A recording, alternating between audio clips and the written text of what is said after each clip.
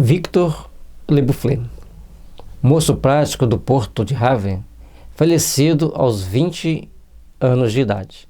Morava com sua mãe mercadora, a quem prodigalizava os mais ternos e afetuosos cuidados, sustentando-a com o produto de seu rude trabalho. Então, um jovem cuidava bem da mãe, sustentava e veio falecer. Nunca o viram frequentar tabernas, nem integrar-se aos tão frequentes excessos da sua profissão, por não querer desviar o menor partícula do salário do fim piedoso que lhe destinava. Todo o seu lazer consagrava-o à sua mãe, para poupá-la de fadigas. Afetado de há muito por enfermidade da qual sabia havia de morrer, ocultava-lhe os sofrimentos para não a inquietar e para que ela não quisesse privá-lo de sua parte de labor. É difícil a gente encontrar pessoas assim hoje em dia. Alguém que se sacrifica-se a si mesmo para ajudar a própria mãe, alguém que sacrifica-se a si mesmo para estar fazendo o melhor pela mãe, e principalmente um jovem de 20 anos abandonando a série de prazeres que normalmente os jovens procuram, principalmente aqueles que trabalham no porto, como ele lembra ali, para dedicar a sua mãe para poder ajudá-la ao máximo. Mas também nós temos que levar em conta que ele tinha uma doença pela qual o levaria à morte. Ele sabia, não contava para ela, mas qual era essa doença? Na idade das paixões, eram preciosos a esse moço um grande cabedal de qualidades morais e poderosa força de vontade para resistir às perniciosas tentações do meio em que vivia. De sincera piedade, a sua morte foi edificante.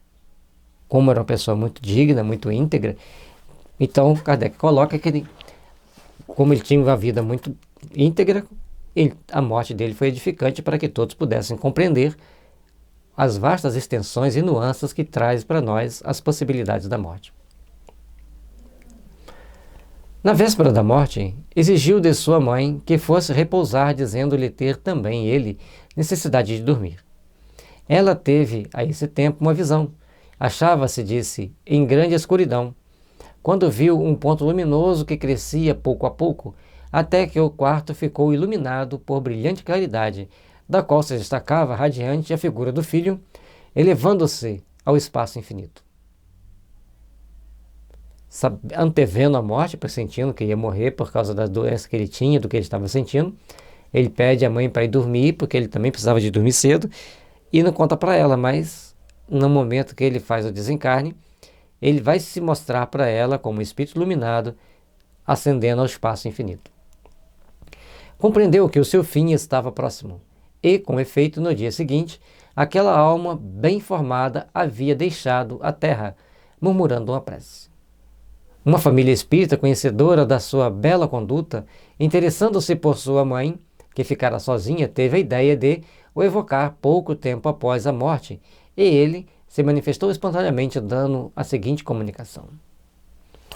Então, o outro fator importante que a gente entende aqui, a mãe evoca-se o espírito para tentar levar algum consolo para a mãe, que havia ficado sozinha. Vamos ver o que ele traz. Desejais saber como estou agora? Feliz, felicíssimo. Devem ser levados em conta os sofrimentos e angústias que são a origem das bênçãos e da felicidade de além-túmulo, a felicidade. Ah, não compreendeis o que significa essa palavra. A nossa doutrina espírita tem que ter cuidado para não fazer apologia ao sofrimento, mas sim a renúncia. Ele renunciou aos prazeres do mundo, dedicando-se a cuidar da mãe. Ao chegar no plano espiritual, ele recebe então, como recompensa, essa felicidade de estar livre das peias terrestres e com a consciência tranquila. Não que o sofrimento é muito bom. O sofrimento muitas das vezes é necessário para nossa reparação, para nossa recondução ao mundo de luz. Mas é necessário também compreendermos a necessidade de nos aperfeiçoarmos, de nos melhorarmos. As venturas terrenas, quão longe estão das que experimentamos ao regressar para Jesus, com a consciência pura, com a confiança do servo cumpridor do seu dever, que espera, cheio de alegria, a aprovação daquele que é tudo. Ele soube renunciar aos prazeres do mundo, integrando-se às energias cósmicas com mais facilidade, estava junto dos bons espíritos. Como ele diz, regressar para Jesus. Ou seja, ele procura dedicar a sua vida da melhor forma possível para ele passar para o plano espiritual com a consciência tranquila. Ah, meus amigos, a vida é penosa e difícil quando você não tem em vista o seu fim. Mas eu vos digo, em verdade, que quando vierdes para junto de nós, se seguirdes a lei de Deus, sereis recompensados além, mas muito além dos sofrimentos e dos méritos que porventura jogardes ter adquirido pela outra vida, para a outra vida.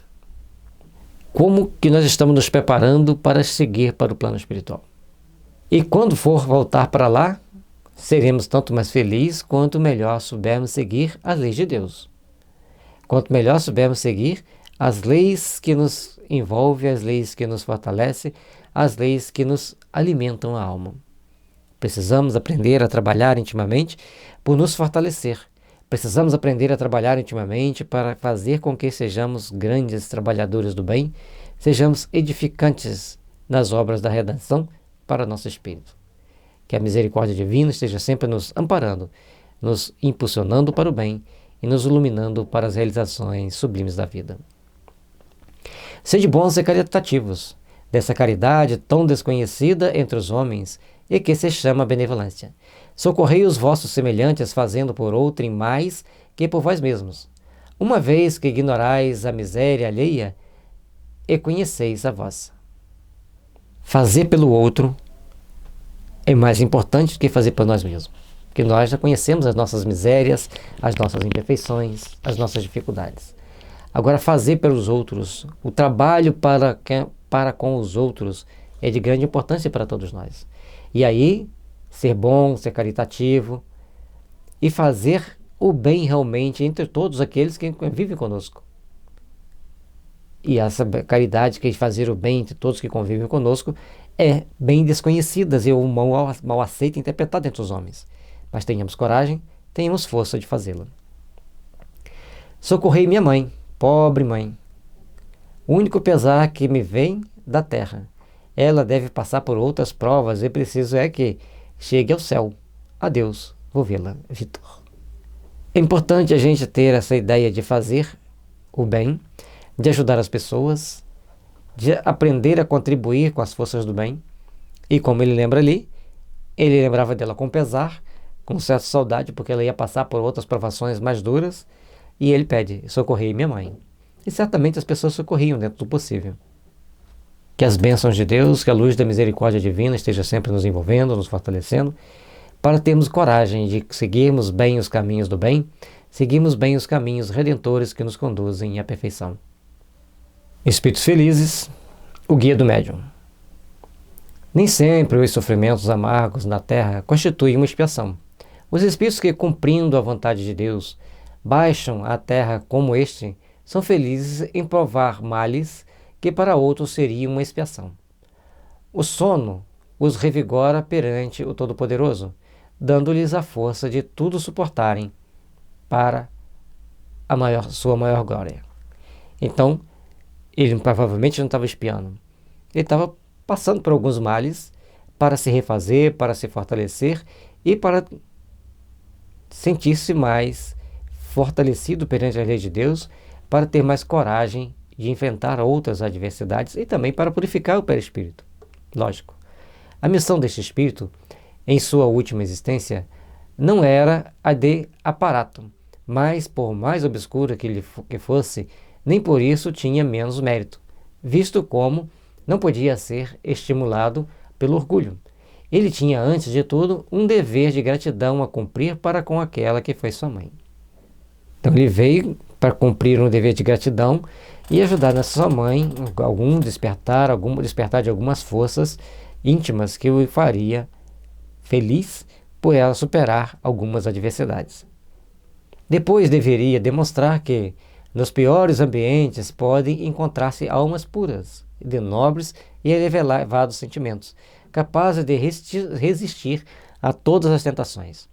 Isto é, uma prova de que as qualidades morais têm causas anteriores, e um tal exemplo não terá sido estéril. Então esse jovem deixa esse exemplo de amor, esse exemplo de solidariedade.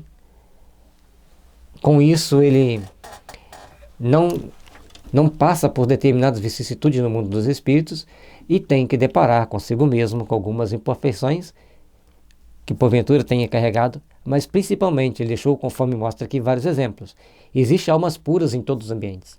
Não é porque um ambiente hostil que ele só vai ter almas ruins em expiação, mas tem também aquelas que estão lá para amparar, para ajudar, para socorrer, para se fazerem melhores, aproveitando as oportunidades que tem de depurar seu espírito, porque cada encarnação é um processo de depuração.